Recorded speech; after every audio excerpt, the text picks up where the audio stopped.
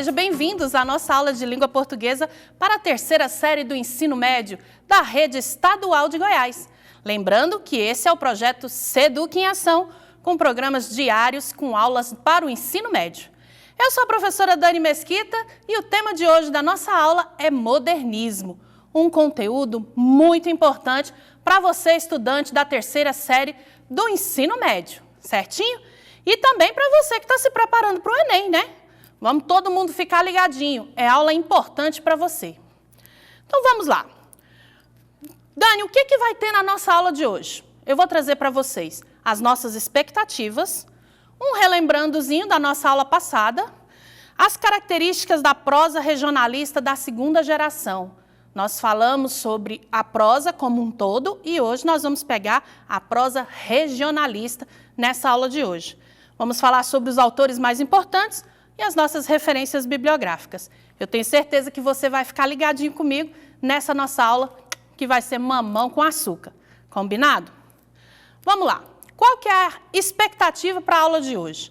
Refletir sobre a prosa regionalista da segunda geração do modernismo brasileiro. Então, é isso que nós queremos que aconteça com você ao final da nossa aula.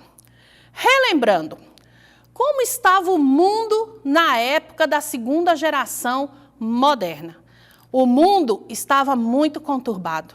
Era um mundo que estava prestes a eclodir a Segunda Guerra Mundial e uma depressão econômica muito grande devido à quebra da Bolsa de Valores de Nova York em 1929.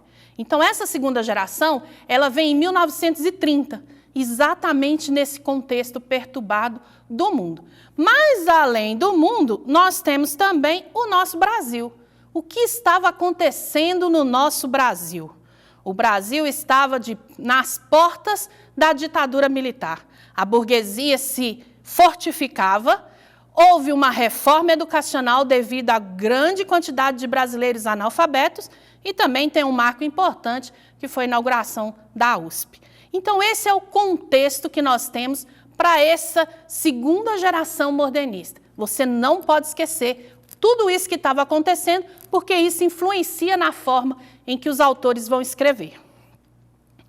Esse modernismo, então, da segunda geração, qual que é o marco inicial da segunda geração? É o livro de poesia do Drummond, Alguma Poesia, de 1930. Como nós estamos falando de prosa, eu trouxe para vocês também A Bagaceira, do José Américo de Almeida. Então, eles são marcos iniciais para a segunda geração moderna e, de forma específica, A Bagaceira, do José Américo, porque nós estamos falando de prosa regionalista. O marco final vai ser lá em 1945, quando Haroldo Campos lança O Engenheiro, que torna-se o marco inicial da terceira fase. Combinado? O que é essa fase do modernismo? Ela é chamada de neorrealismo. Ela é voltada para a realidade brasileira. Os autores vão falar sobre a relação do homem com a sociedade, mas num âmbito muito mais regionalista, ou seja, autor do Nordeste vai falar do Nordeste, autor do Sul fala do Sul e assim sucessivamente. Os problemas que estão ali em volta deles. E os do Sudeste também vão estar tratando desses seus problemas, que não são poucos. Por quê? Porque as cidades estão também se modernizando, muita coisa boa está chegando. Então, é esse o nosso contexto da prosa regionalista. A prosa é dividida em três, eu quero só que você se lembre. Temos a regionalista, a urbana e a intimista. Então, você não se esquece. Hoje nós vamos trabalhar a regionalista. Na nossa próxima aula, a urbana e a intimista. Combinado? Vamos lá. Por que regionalista? Porque fala sobre a região. E muitas vezes vocês vão perceber que principalmente vai se tratar do Nordeste. Por quê? Porque lá tem a seca, a miséria e o descaso dos políticos com esses estados. Essa segunda geração dessa prosa regionalista, ela vai confirmar os valores modernos. É uma fase de consolidação, onde tudo quanto é problema social vira tema da literatura. Por isso, a gente tem também uma observação que é muito interessante. A linguagem passa a ser um pouco mais regional, coloquial. Os autores vão usar palavras do dia a dia daquelas pessoas. E vai ser um tema sempre de vida rural, a vida agrária, porque é o interior do Brasil que começa a aparecer.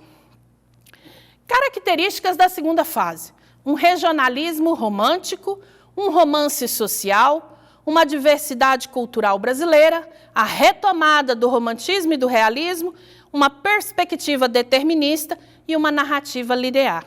Isso são características que nós vamos perceber em todos os autores dessa segunda geração moderna. Eles vão fazer essa retomada buscando elementos lá do romantismo e muita coisa do realismo, porém trazendo tudo sobre a ótica regionalista. Aquilo que está em volta deles ali, que eles estão percebendo que ninguém está dando bola para aquele problema. Ninguém está resolvendo o problema, por exemplo, o problema da seca do Nordeste, que continua até hoje afetando os nossos companheiros de lá. Entre os principais autores, eu quero trazer para vocês, primeiro, o José Américo de Almeida. José Américo de Almeida ocupou a cadeira 38 da ABL, né? Que é, você já deve saber, a ABL é, vamos dizer, a instituição máxima da literatura. Nasceu na Paraíba em 1887 e morreu em João Pessoa em 1980. Viveu quase 100 anos. Foi ele que escreveu A Bagaceira, que fez a sua projeção como escritor no cenário nacional. Tá? O José Américo ele era muito político. Ele trabalhou como ministro, embaixador, foi senador da República, né?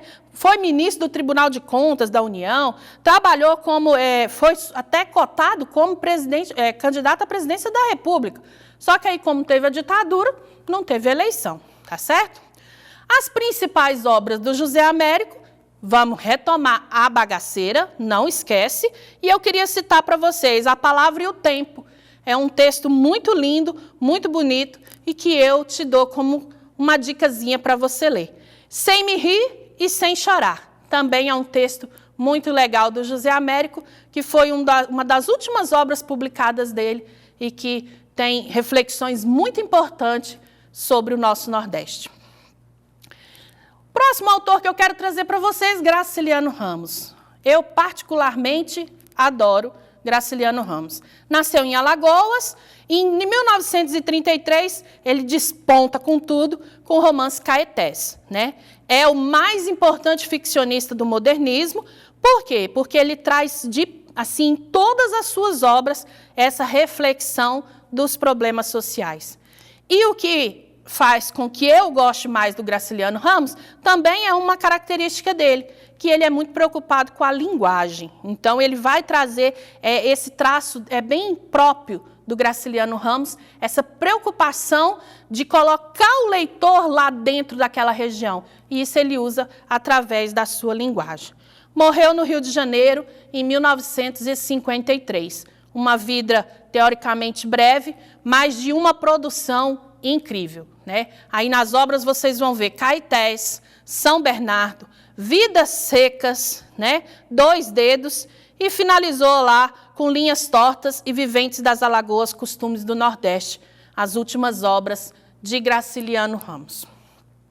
Seguindo, eu trago o amado de todos, principalmente da Bahia, Jorge Amado, que também ocupou cadeira da ABL, ele teve a cadeira de número 23, nasceu em Itabuna, na Bahia, em 1912 e morreu em 2001, há pouco tempo agora, né?